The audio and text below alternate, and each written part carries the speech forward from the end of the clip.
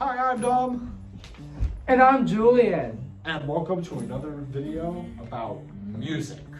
Today, we're going over the 1990s. Yes, and a little disclaimer for all you hardcore fans of the Backstreet Boys and Destiny's Child. This list, just like the 80s one before it, is going to contain mostly rock and roll bands, just only because that's as far as our small little pea brains can expand in the world of music. So we send our condolences to you guys who feel offended, but let's get on with the video. Let's go. Number 5. On the ceiling, on the Progem drill, yeah. Progem started off as one of the many godfathers of grunge rock and roll music, born out of the Seattle area at the time, with lead singer Eddie Vedder, bass player Jeff Ament, drummer Dave Abrizis, and with him and lead guitarist Stone Gossard and Mike McCready. Woo, that's a lot of people. 5-person band, that's just too much for me. Except in Progem's case, of course, who've developed amazing hits such as Alive, Even Flow, Yellow Ledbetter, Jeremy, and the entire 10 album as a whole is just one of the greatest grunge albums in my utmost humble opinion, and definitely one of the best debut albums from any band ever. I pretty much gave Progem not enough credit when I was younger. I was mainly a Nirvana holic, which we will get into later in the video. But, fun fact, my middle name was named after the guitar player itself, Stone. So that's where I got the name Julian Stone Repetto. Number 4. Oh wait. At number 4 we have Green Day. Ah yes, Green Day. It just sounds so fitting, Green Day, does it not? I mean, like, they've definitely helped popularize mainstream interest in pop rock in the United States. Mike Drent, Trey Cool, and of course Billy Joe Armstrong. They came out with great hits such as Good Riddance, American Idiot, my personal favorite, Basket Case, When I Come Around, and Welcome to Paradise. Now, Green Day did a very unique thing for a band. They somehow made some connection between punk rock, classic rock and roll, and pop music. And they kind of formed it all together into this weird little mush. But it is very well supported by the amazing instruments of the trio, such as the crazy, powerful drums from Trey Cool, the amazing bass lines from Mike Dirt. Take a listen to this clip in long view. This will just show you how good of a bass line.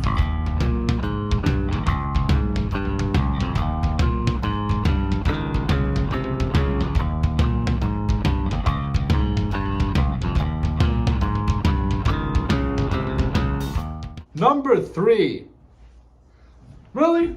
You're just too lazy to write down the actual number. It has to be spelled 3. It takes me longer to write the word. Yeah, but what's the point in doing that if you're just... What do you think about it? It's actually It really does pain me to put this band so high on the list.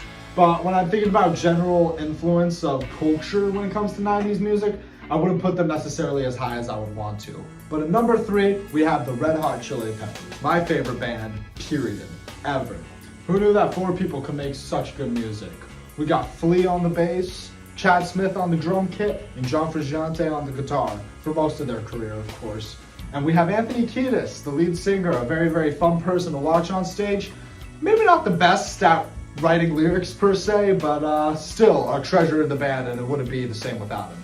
I can remember the first time I've ever listened to Red Hot. My favorite song may not be the most popular song by any means from Red Hot, but Can't Stop. Can't Stop was like my favorite song of all time when I was 6 years old on my iPod Touch and long car trips. I could not stop. I can't stop listening to Can't Stop. I just can't. I can't stop.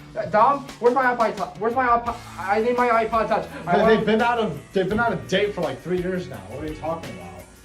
Numero dos. Dude, we gotta stop doing that. Metallica, oh boy. Their Metallica album definitely consists of songs I really do enjoy, like The Unforgiven, Nothing Else Matters, and oh my, Enter Sandman. That's definitely one of my favorite songs to ever play on the drums. You got James Hetfield, the guitarist and the lead singer. You've got Lars Ulrich as the drummer, and you of course got Cliff Burton as the original bassist. Now I cannot stress enough how important this band was in the decade before. The 1980s, Metallica were an extremely essential band to the heavy metal movement. But it was not until the 90s when they released the Black Album, which became one of the best-selling albums, period, and anything, especially for heavy metal.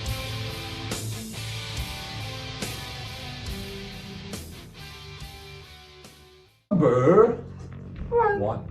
At number 1, we have Nirvana, Freedom from All Suffering. Ah yes, originated from none other than Seattle, Washington. There's grunges you can get. You got Kurt Cobain on the vocals and guitar, you got Chris Novoselic on the bass, and you got Dave Grohl on the drums. Marvelous. And we had Pat Smear join in 1993, who was mainly a touring member for Nirvana.